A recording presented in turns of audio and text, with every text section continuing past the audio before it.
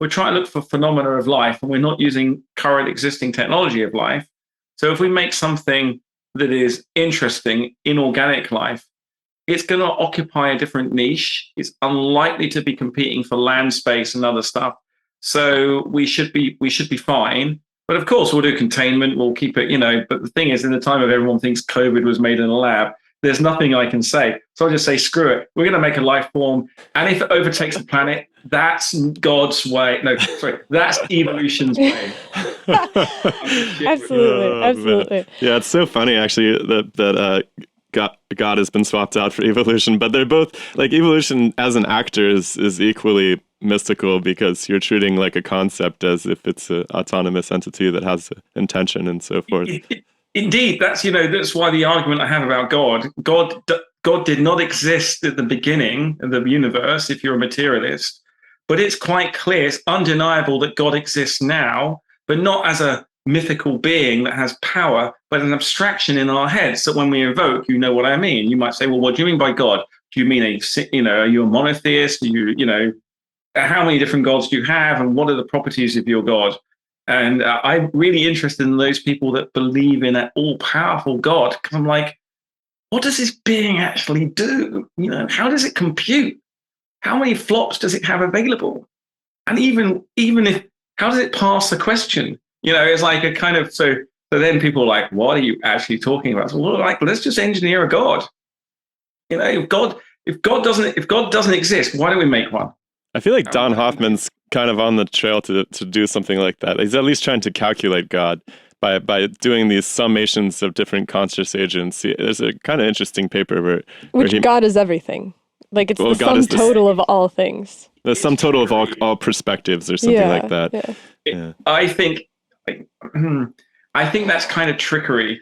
Interesting. Wow. And one of the things I try to do as a scientist is and as also a communicator of science, is I do not like to play magic tricks when communicating. And I'm not saying Donald Hoffman is doing that on purpose, but it speaks intuitively to my understanding of God, because I remember for a long time he's hacking your intuition. But then when you falsify that, you see that's incorrect. He's just emotionally playing because, oh yeah, it feels good. It's like, yeah, okay, make it falsifiable. You can't make it falsifiable. We can talk about it in the pub and say it's cool, but don't then pretend something is science when it's not. Well, it's unclear. Yeah, I think it's basic mathematics, and that's the thing. It's like it's not totally clear that math is science. It's a wonderful tool and so forth, but you can't actually make explanatory statements with math. You can only make descriptive statements with math, and there's like a fuzzy line there. So the fact that he's able to describe it this way doesn't necessarily explain it. And I also think that it's fundamentally a simulation theory. Which is that, ultimately, yeah. Right, it's the world that we experience is encoded by something that lies beyond it. And what lies beyond it, if not just a computer that's representing what we have, because you get to the bottom of it and physics will tell you that it's math. And if the bottom of everything is math, to me, that's a simulation theory. Yeah, I mean, that can be debunked in probably 2 seconds. Yeah. But I'm going to get a lot of... The chemists are the chemists are well placed to debunk this. Yeah, the chemists are the right. So we are in a simulation, but only a simulation in our own minds.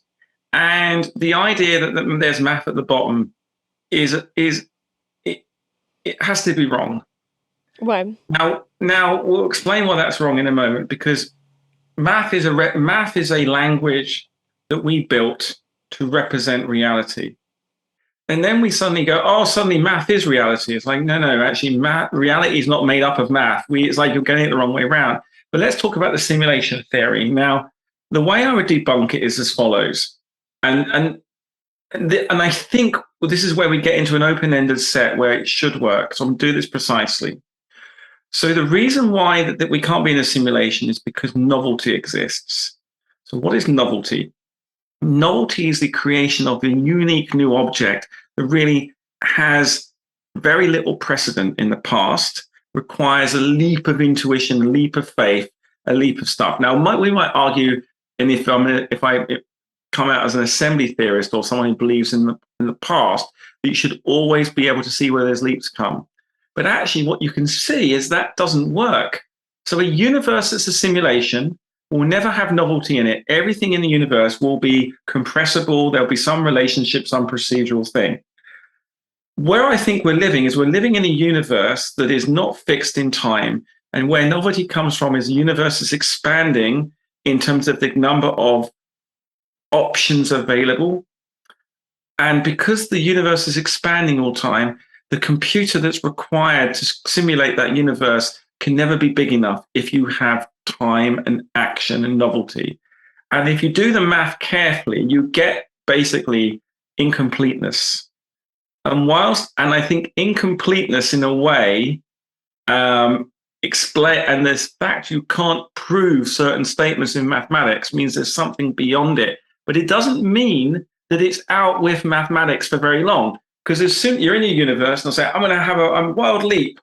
It's an intangible, crystallized, boom, in the universe. I can then make it part of the universe and explain it. And that's why we get into the simulation illusion. Because when I create my new thing that's novel, everyone then sees it and it's no longer novel because I can describe it. So the simulationists should be able to predict the future. But then you then invoke an argument to say, oh, but the simulation cannot, because we're making this fancy computer program. I say, okay, so where does the novelty come from? Because let's just say we're a simulation in a simulation in a simulation in a simulation. There must be novelty coming from the substrate. Where is that substrate?